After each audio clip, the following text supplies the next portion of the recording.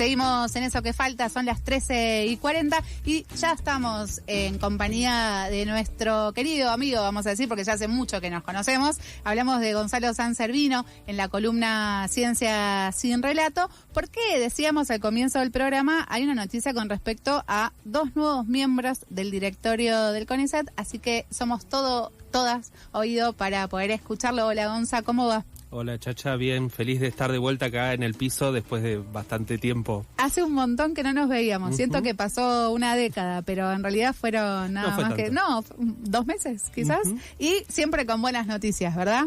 Sí, para variar. No, pero encima estaba preparando otra columna y hoy a la mañana nos desayunamos con una noticia de la decisión del gobierno de nombrar 2 nuevos integrantes del directorio del CONICET, que cambia un poco la composición política de la dirección del organismo, y es un dato sumamente preocupante, así que bueno, hubo que cambiar el eje de la columna, así que vengo a hablar, del directorio del CONICET, quiénes son estas 2 personas que están designando y por qué la preocupación. Primero, vayamos así, de una, ¿cómo se integra este directorio del CONICET? ¿Cuántos miembros tiene? ¿Cuáles son las funciones? Bien, el directorio de CONICET es el organismo que dirige políticamente el CONICET, que toma decisiones en cuanto a la cantidad de becas, los ingresos, todos los programas que tiene CONICET, es la máxima autoridad. El directorio está compuesto por 8 miembros más el presidente, o sea, son 9 los que sesionan cada 15 días para tomar decisiones sobre la política del CONICET.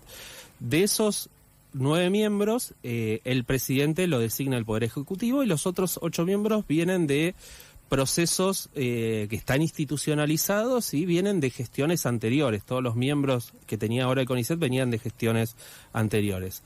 Hay 4 que son elegidos por una parte de los trabajadores de CONICET, que son los 4 representantes de las grandes áreas del conocimiento que tiene CONICET. Hay un representante de ciencias sociales, uno de ciencias naturales, uno de ciencias agrarias, y así se conforman esos 4, digamos. ¿Y los otros 4? Tenemos 4 elegidos, algo que hemos criticado desde siempre, por organizaciones o políticas o empresarias. Rarísimo. Tenemos un representante de el sector agropecuario, un representante del sector industrial, que son elegidos por la sociedad rural, por Coninagro, por ejemplo, la Unión Industrial Argentina.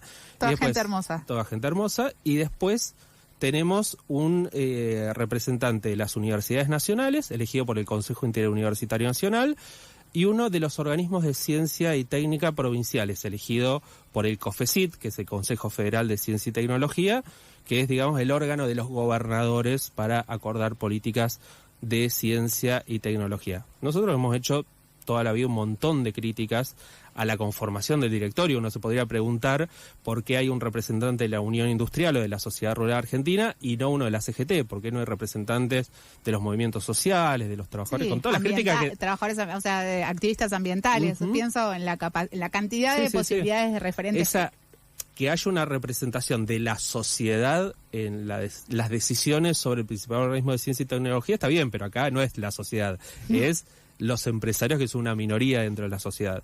Lo mismo con la parte que elegimos los trabajadores de CONICET, porque ahí lo elegimos 1/3 de los trabajadores de CONICET, los investigadores, pero todo el resto de los que trabajan, becarios, personal de apoyo, administrativo, no tienen ni voz ni voto dentro del organismo que decide, entre otras cosas, el futuro de sus trabajadores. Pero más allá de estas críticas que hemos hecho siempre, la composición que tenía el directorio de CONICET daba un juego político en el cual el presidente, digamos, el representante del Poder Ejecutivo, estaba en minoría.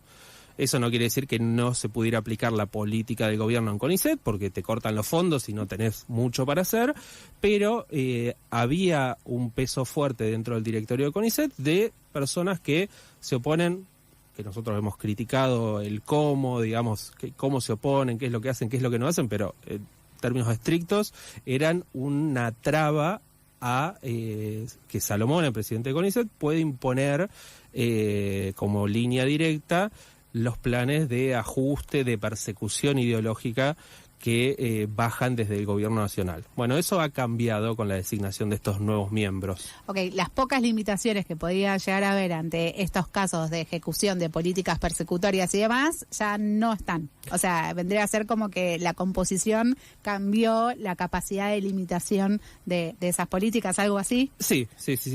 No terminó de cambiar todavía. Hay que ver cómo después opera el directorio.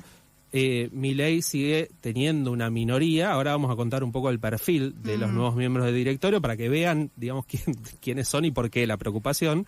Pero sí cambia el equilibrio de fuerza. Ya Salomones no está solo en el directorio de CONICET, tiene dos personas que por su perfil intuimos que van a ser una correa de transmisión de los intereses del Poder Ejecutivo ahí. Ok, una última antes de conocer quiénes son estos dos nuevos miembros.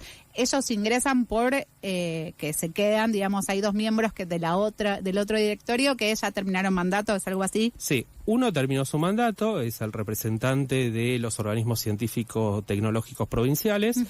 El otro lo rajaron antes de tiempo, antes de que culmine su mandato, era el representante de el agro, Manuel García Solá, que tuvo el año pasado un entredicho, una discusión por el ajuste que estaba implementando contra el presidente de CONICET, Daniel Salomones, y a partir de ahí se le pidió a la organización que lo había nominado, que era la Sociedad Rural Argentina, que le pida la renuncia. Le pidieron la renuncia, renunció, y ahí es que entra ahora este nuevo miembro del directorio. Bien.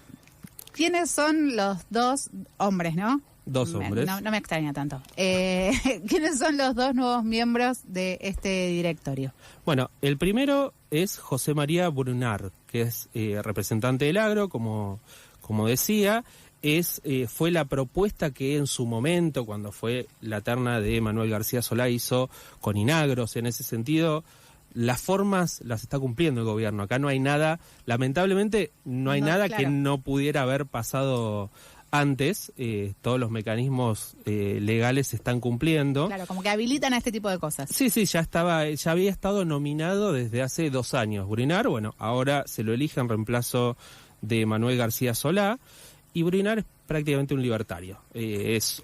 Cuando uno mira su perfil de Twitter, es una persona muy activa en Twitter, es un militante casi fanático en contra del cambio climático, de la defensa de la biodiversidad, del ambientalismo, cosas que en términos científicos se podrían discutir, pero no las está discutiendo como discutimos los científicos. No está diciendo, bueno, habría que ver la evidencia sino es realmente un militante de ideas que ha sostenido y defendido el gobierno de Milei, y que en esa actitud lo lleva a comprar todo el paquete libertario, porque no es solo esto es lo más llamativo de su perfil, pero a partir de esta cercanía en estos temas con las posiciones del gobierno de Milei, uno empieza a bucear en su perfil de Twitter y se lo encuentra defendiendo el arancelamiento de las universidades, cuestionando la importancia de las ciencias sociales. Las ciencias sociales serían una suerte de lujo que en la Argentina no podemos darlo, ni estudiar, ni investigar en el área de ciencias sociales. Y si te querés dar ese lujo, pagatelo. Está vinculado a su política sobre el arancelamiento universitario. Elogia a Milei, retuitea a los trolls libertarios. O sea, si hay algo más lejos de un científico es retuitear a los trolls libertarios, a funcionarios, elogia a los gurús ideológicos de los libertarios. Hayek, por ejemplo, el economista austríaco, y hasta propuso a principios del año pasado que era necesario pasar la motosierra por el CONICET, que había sido corrompido por la política. Esas son las palabras. Ese es el perfil. Una joyita. Es un militante libertario. Okay. O sea, la verdad que si hubieran hecho un casting, no les hubiera salido mejor. Todas juntas también. Lo que pienso es que, bueno, estamos un poco acostumbrados que a veces, ¿no? Como ciertos directorios estén compuestos por personas que quizás no están tan afines a lo que uno considera más progre o más dirigido hacia el bien social, pero tanto, o sea, es necesario que cumpla con todos los requisitos, los porotitos los tiene este señor, pero no está solo, ¿verdad? No está solo, hay una nueva designación también, en este caso porque se venció el mandato del anterior integrante del directorio, que sí era mujer, y en su reemplazo fue nombrado como representante de los organismos científicos tecnológicos provinciales, Walter Fabián Cione, que no es tan activo en redes sociales, entonces no tenemos tantas declaraciones, pero es el secretario de Ciencia, Tecnología e Innovación del gobierno de Entre Ríos, o sea, del gobierno de Frigerio en Entre Ríos, que es uno de los gobernadores que dentro del PRO ha sido más afín a la política de Milei, que ha apoyado un montón de iniciativas, que ha mandado a sus diputados a votar la ley bases, o sea, si no es otro militante libertario, por lo menos es uno del PRO muy cercano a el gobierno de Milei. Con lo cual, el gobierno ha ganado 2 espadas dentro del directorio de CONICET. La pregunta que viene detrás de estas descripciones de perfiles es ¿qué consecuencias puede llegar a tener esta composición del directorio a futuro? Bueno, como te decía, la primera consecuencia es que tenemos, el gobierno ha logrado meter 2 militantes libertarios, prácticamente podríamos decir, dentro del directorio del principal organismo científico tecnológico del país.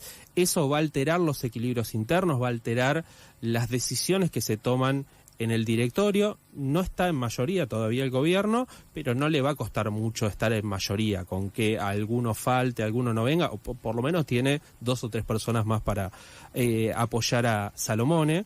¿Y qué podemos esperar de esto? Bueno, desde CONICET lo vivimos con mucha preocupación, porque el gobierno viene bajando línea de profundizar el ajuste, de avanzar con la persecución ideológica, la persecución y el desfinanciamiento de las ciencias sociales y de un montón de temáticas de investigación, no por criterios científicos, sino por criterios político-ideológicos. Y lo más probable es que esto se profundice, que lo que veamos en las próximas semanas es un intento de profundizar este camino a partir de haber ganado esta nueva composición del directorio de CONICET. Bueno, panorama bastante desalentador que claramente vamos a seguir. Vamos a intentar acompañar también qué medidas se pueden tomar a nivel más de trabajador, trabajadora en relación a poder limitar algo que no se puede hacer en el directorio, hacerlo quizás desde los científicos y científicas del organismo. Gonza, te agradecemos un montón que te hayas tomado un tiempito para venir al estudio y que nos charles de algo que quizás no se difunde tanto, pero que claramente puede tener consecuencias muy graves en el terreno científico, ¿no? Gracias a ustedes, como siempre, por el espacio y nos vemos la próxima. Nos vemos en casi un mes, pero en 15 días